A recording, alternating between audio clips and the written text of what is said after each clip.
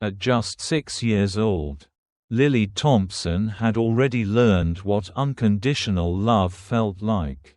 It had 4 legs, a black and tan coat, and went by the name Max. He wasn't just a dog.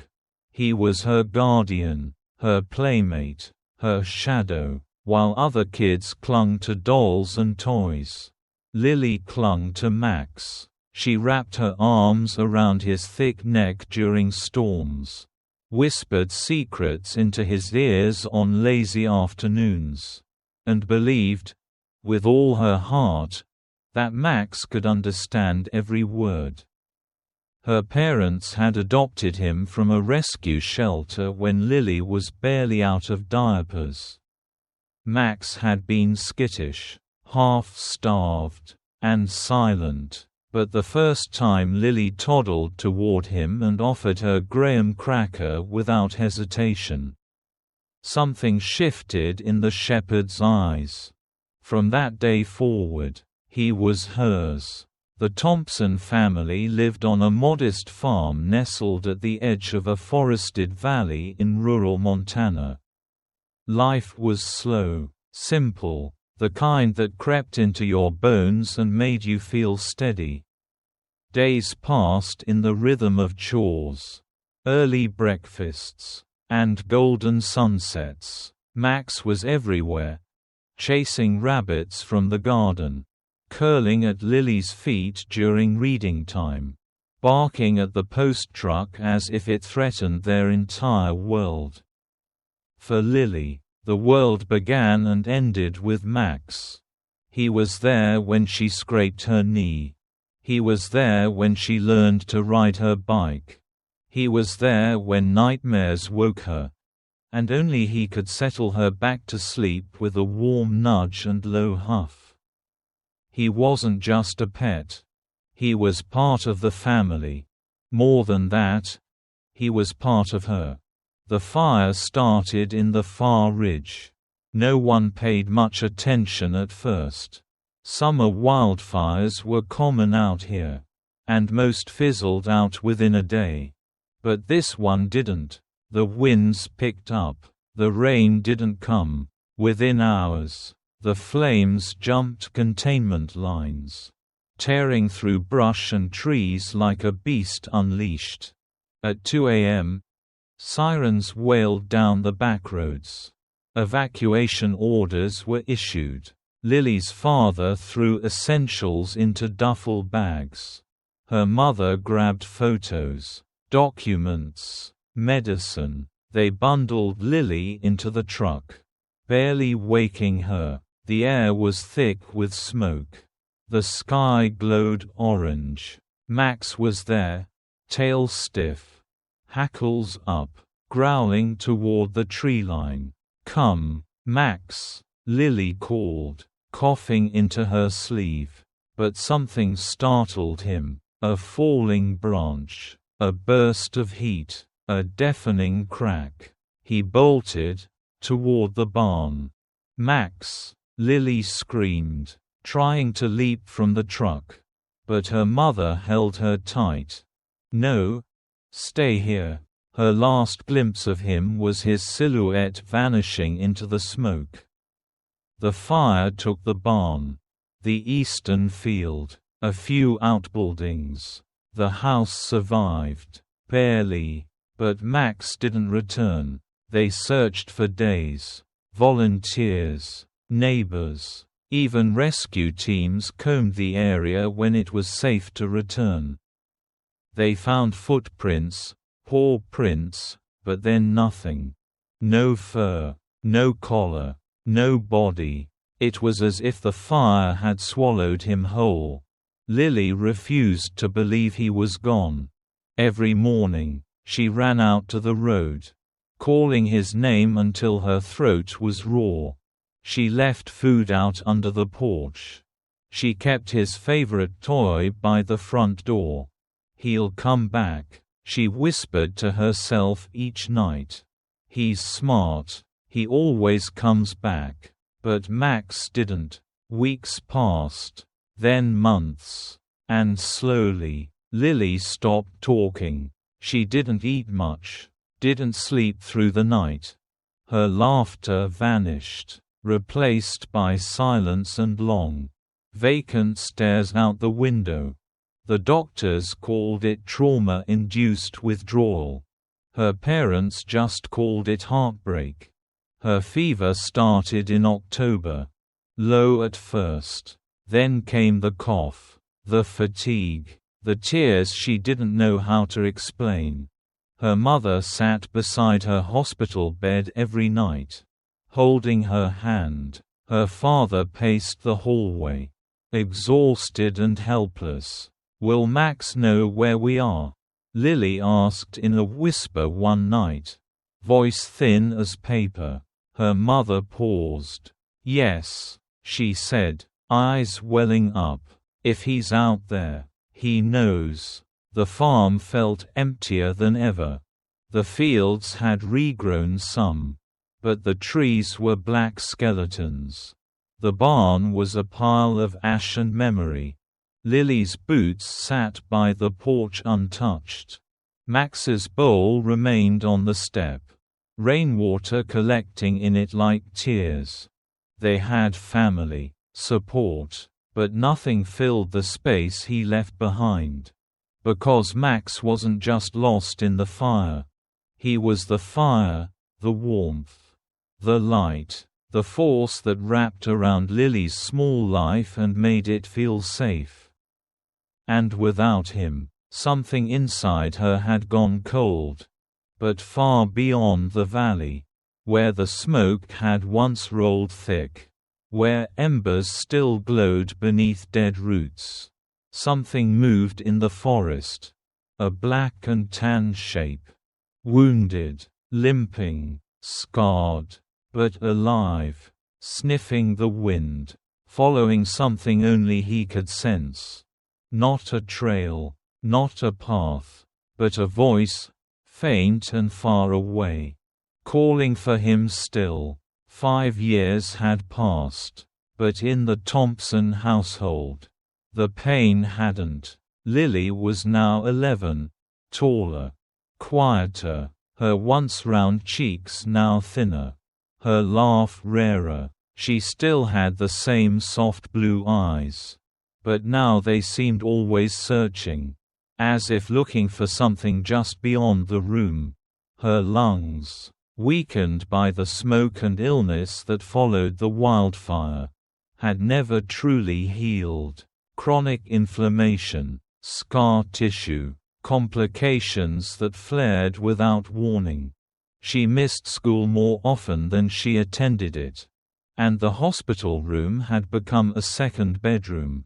But what hadn't changed, what had never changed, was Max. His name remained etched into her daily life like a prayer, a whisper, a presence. Framed photos of him still sat on the windowsill. A faded drawing she had made years ago. Stick figure Lily with a tall, noble dog beside her, was pinned to the wall.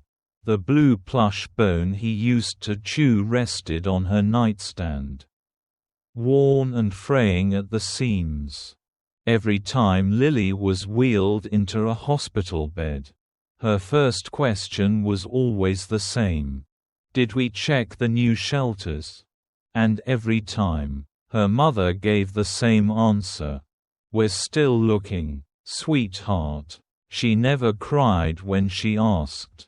Not anymore. But every night, as nurses dimmed the lights and monitors beeped softly, she whispered 4 simple words. I still miss Max.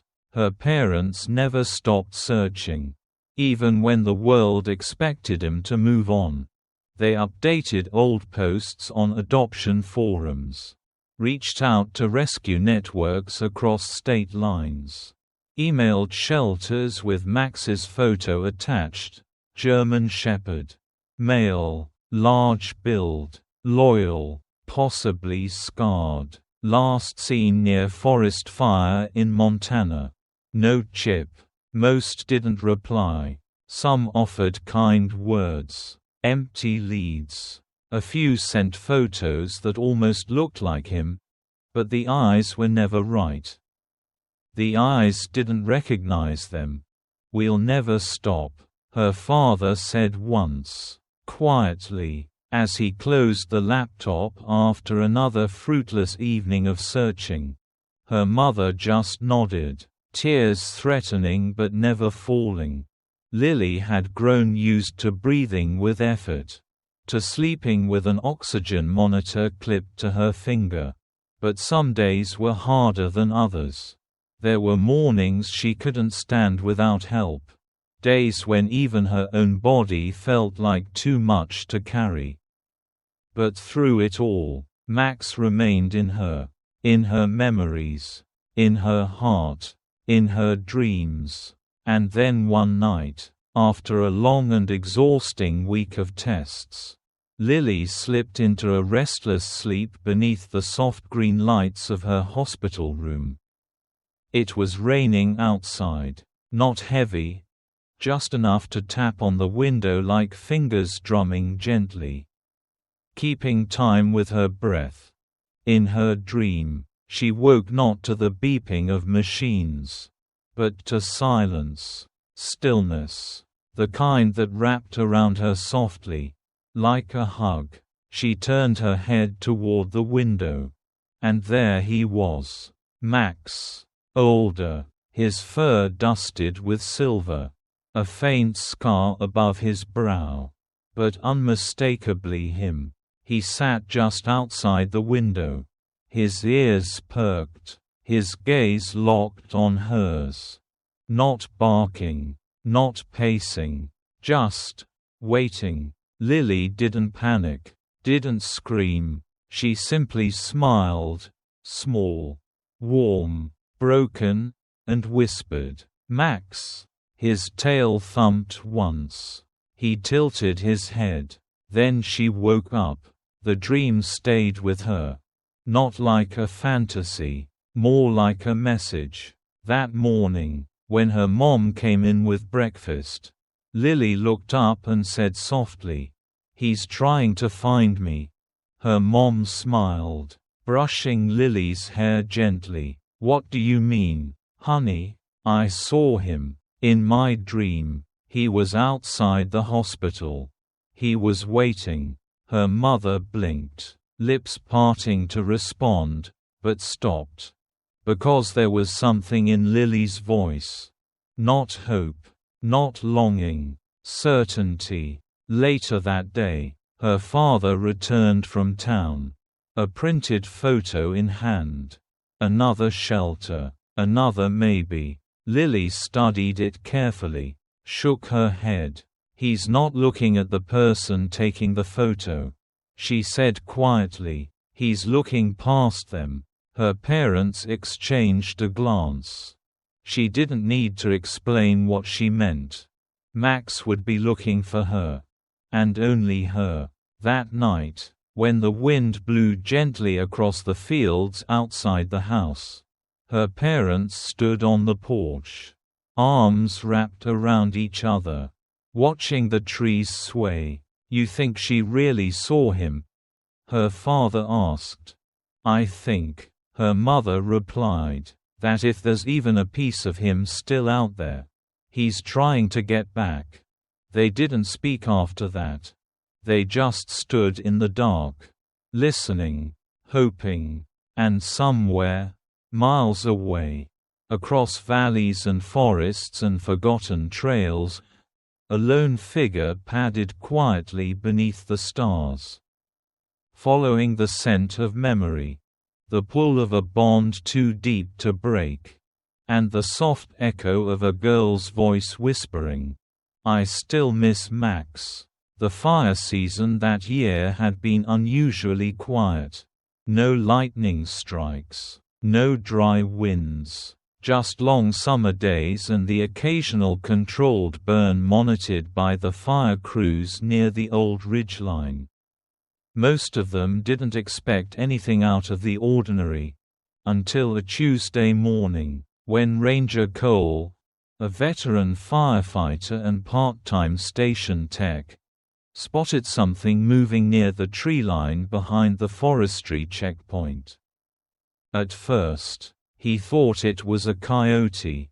The animal was thin, covered in dirt and ash, pacing in slow, uncertain circles, like it wasn't sure whether to run or rest. But then the light caught its face, and Cole froze. "Wait a second," he muttered, stepping off the gravel lot with cautious steps. "You're no coyote." The shepherd looked up, old eyes, deep brown, wary, but not wild, and around its neck, tangled in a scorched strip of leather, hung a half-melted dog tag, barely hanging on. Cole reached for it carefully. The letters were blackened, but one word was still legible: Lily. 2 hours later, Max lay quietly in the back of a station truck, wrapped in a blanket, a bowl of water beside him. He didn't resist the scanner, didn't move when they checked beneath the singed fur for a chip that might no longer work. But when the handheld reader beeped, clear and undeniable, Ranger Cole stood back in disbelief. Name: Max. The screen read, "Adopted by Thompson Family, Montana. Last recorded vet visit, 2018." They stared at the name. Cole exhaled slowly. "Well, Max," he said under his breath, "you just became someone's miracle." The call to the Thompsons came just past noon. At first, they didn't believe it. Couldn't. 5 years had passed. They had moved from hope to grief. And from grief to something quiet. Something private. A place where memories lived. But expectations no longer did. But when Ranger Cole mentioned the name on the tag, when he read the chip ID out loud, when he said, "He's alive," the silence on the other end of the call cracked like ice. And then her father whispered, "Lily needs to see him." They didn't tell Lily right away. She was at the hospital again. A flare-up. Her lungs were tired, and the doctors were watching her oxygen levels closely. They walked into the room gently that evening, her father holding something in his arms wrapped in a heavy towel. She was half asleep, the rhythmic beep of the monitors lulling her toward rest. Until the towel moved, and 2 familiar brown eyes peeked out. Lily sat up slowly. Her eyes went wide, her lips parted, but no sound came. Max shifted, his weak tail brushing softly against the blanket. He didn't bark, didn't jump. He just looked at her, that same way he had when she was a toddler and handed him her first cracker. Carefully, knowingly, waiting for her to remember, waiting for her to believe. Lily didn't speak, not at first. She reached out slowly with trembling fingers, touched his fur. Her hand rested there, barely moving, and then her shoulders began to shake. No sobbing, no crying out, just silent tears, spilling down her cheeks, her whole body folding inward as the weight of 5 years, of hope, of longing, of love left unfinished, collapsed into the space between them.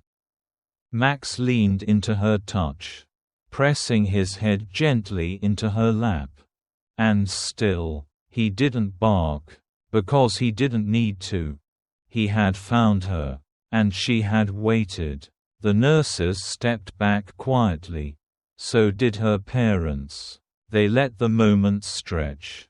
In that hospital room, nothing else mattered. Not time, not illness, not explanation. Just a girl who never stopped loving her dog. and a dog who never stopped trying to come home. Later, when Lily finally found her voice, she whispered 3 words into Max's fur, almost too soft to hear. I knew it. From the moment Max curled up beside Lily's hospital bed, something began to change. Not loudly, not suddenly, but undeniably. Where once her eyes were distant and dull, they now followed him with gentle alertness. Where food once sat untouched on her tray, she now ate slowly but steadily, especially when Max rested his chin on the mattress and watched her, as if supervising every bite. The nurses noticed first, then the night staff, then the doctors. "She's stabilizing," one of them whispered during morning rounds. "Better oxygen levels, lower inflammation, appetite returning," another added. "Might be a response to stress reduction. Animals can trigger remarkable hormonal changes." But Lily's mother didn't need charts or theories. She looked at her daughter, really looked, and saw something she hadn't seen in years. Hope. Max never left her side. He slept on the floor next to her bed, his head resting against the frame. When she had blood drawn, he placed a paw on her foot as if grounding her. When she woke from restless dreams, she reached for his ears before she even called for help. They didn't talk, of course, but they spoke. Every hour, every day, Lily, now stronger, would whisper to Max in the soft hush between medication rounds. "Do you know what it was like without you?" she'd murmur, her voice barely above the hum of the machines.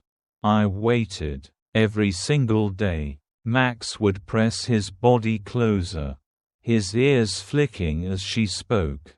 "Sometimes," she'd continue, "I'd dream about the woods.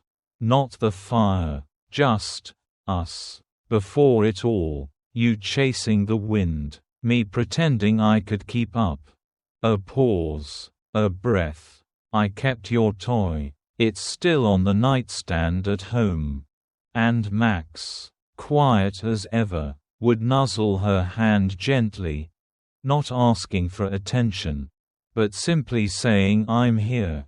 The medical team eventually gave it a name: Canine Assisted Emotional Recovery, Animal Therapy Response. And yes, it was real. Pets could ease trauma, lower blood pressure, improve recovery time. But for the Thompsons, it wasn't a program or treatment. It was a miracle. "We thought we'd lost them both," her father said one night, watching Lily doze with her hand tangled in Max's fur. "Turns out, they were just waiting for the right moment." Her mother nodded. They saved each other. By week 3, Lily was walking short distances again, Max shuffling beside her with his own slight limp. They moved together, patient, steady, like they were learning how to breathe the same air again. And always, Lily talked, not to anyone else, just to Max. "I got taller," she'd tell him. "Bet you didn't recognize me at first." Or, on quieter nights, "I was so scared you wouldn't come back. But some part of me, it just knew." She never asked where he had been. She didn't need to. The years apart didn't matter now. Because in every touch, every glance, every shared silence, they were writing a new chapter. One evening, as rain tapped gently on the window, not a storm, just a soft, familiar rhythm, Lily sat cross-legged on the hospital bed. Max curled beside her. She traced the gray in his fur, "Do you remember the day of the fire?" she asked quietly. Max blinked slowly. She smiled. "I do. I remember your bark. You were trying to tell me to run. And I did. But I didn't want to leave you." She leaned in, her forehead against his. "I never stopped waiting." Max let out a long, slow exhale. Not quite a sigh. Not quite a growl. Just presence. Then he rested his head in her lap. The doctors called her recovery, steady, but delicate.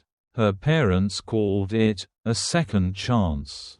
Lily called it, being whole again. But none of them said it out loud. They all knew Max wouldn't be around forever. He was older now, slower, still noble, still strong, but time had left its mark. And maybe that was the miracle too. That somehow, despite all odds, he had lasted just long enough to make it back to her. To carry her through the darkest part of the path. One more time. On Lily's 12th birthday, they let her go home. Not for good. Not yet. But for the weekend. Max rode beside her in the back seat, wrapped in the same blanket she'd kept folded on her bed for years. She grinned the whole ride. Fingers tangled in his fur. Eyes brighter than they had been in half a decade. And that night, as moonlight poured through the bedroom window, Lily whispered her last words before sleep. "Even if we only get one more day," she said, "it was worth every minute." Max didn't move, but his tail thumped once, soft against the floor, and that was all she needed to hear. The morning Lily was discharged from the hospital. The sky was impossibly clear. After years of checkups, flare-ups, emergency admissions, and the weight of quiet fear that had followed her everywhere, she was finally going home. Not just for a weekend. For good. The doctors smiled, careful not to call it a miracle. They used words like stabilized and strengthened. But her family knew better. They didn't need clinical terms. They had Max. And somehow, he had brought her back. The house looked smaller than Lily remembered. But warmer. There were still patches of scorched earth far behind the barn, where the wildfire had once roared through. But the rest of the land had long since healed. The fields rolled golden and wide. And the big oak tree at the edge of the pasture, the one she and Max used to run around, still stood. Its branches just beginning to bud again. Lily walked slower than she used to. But she didn't need help. And Max, older now, his gait a little uneven, stayed right at her side. Just like always. They spent most of that first week in quiet joy. She sat with him on the porch, watching the breeze stir the grass. At night, he curled at the foot of her bed, his breathing soft, rhythmic, the lullaby she'd missed for so long. She told him about everything he'd missed, not just the hard days, but the good ones too. The silly stories, the funny dreams, the friends she'd made and lost along the way. She didn't cry often. She didn't have to. Max was here. And somehow, that made all the pieces of her finally click back into place. One afternoon, she brought out a small, handmade notebook, carefully stapled together, with pages filled in pencil. The cover read, "The Dog Who Came Back." Inside were scribbled stories, from her earliest memories with Max to the day he disappeared in the fire. to the moment he returned like a shadow stepping back into light. There were misspellings, lopsided drawings, even a few tear stains that blurred the ink. But the last page was clear. A single sentence written in her neatest handwriting. For Max, who never gave up on me, even when I almost did. They walked to the tree together the next morning. The old oak had been their favorite spot before the fire. It had survived, somehow, scarred, yes, but still standing, still strong, like them. Lily sat down with her back against the trunk, the little book clutched in her hands. Max eased himself onto the grass beside her, resting his head on her lap, eyes half closed. The breeze carried the scent of spring. For a long time, they said nothing. They didn't need to, because in the quiet, in the space between heartbeats, everything that mattered had already been said, years ago. And again now. Max didn't stay a lifetime longer. But he stayed long enough. Long enough to watch her run again. Long enough to fall asleep with her book in his paws. Long enough for her to say goodbye not in fear, but with peace. When the time came, he lay beside her under the tree one last time. His breath shallow but calm. She held him gently, and whispered, "I'll never stop remembering." They buried him beneath the oak. Her parents carved his name into a small wooden marker. Max, the dog who came back. Lily added one line below it in pen. And always knew the way home.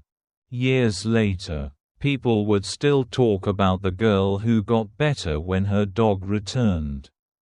Some called it fate, some said it was love.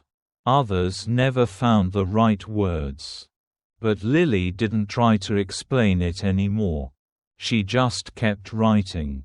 Her little notebook became a full story, then a manuscript, then a published book, read by children around the country.